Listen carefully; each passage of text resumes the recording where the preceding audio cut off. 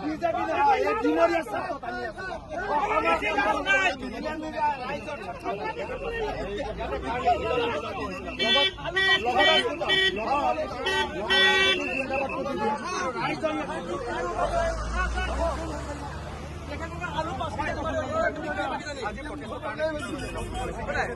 আমাৰ বাৰে বাৰে আপোনালোকে এটা কথা বাৰে বাৰে কৈ আছো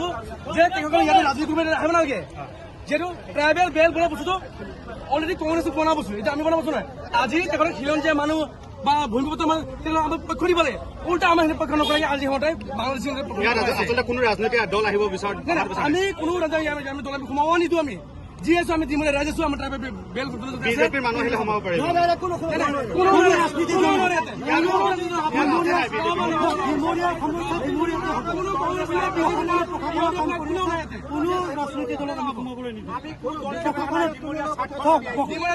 ইয়াত যদি বিজেপিৰ নেতৃত্ব আহে কি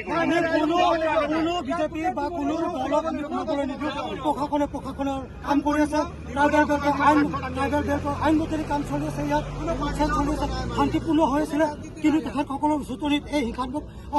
ঘটনাটো হৈছিল তাকো একদম পূৰ্ব পৰিকল্পিত য'ত নেকি এম্বুছ কৰি মাৰিছে তিনি চাইডৰ পৰা আহি আছে প্ৰতিবাদ এনেকুৱা কৰে নেকি যে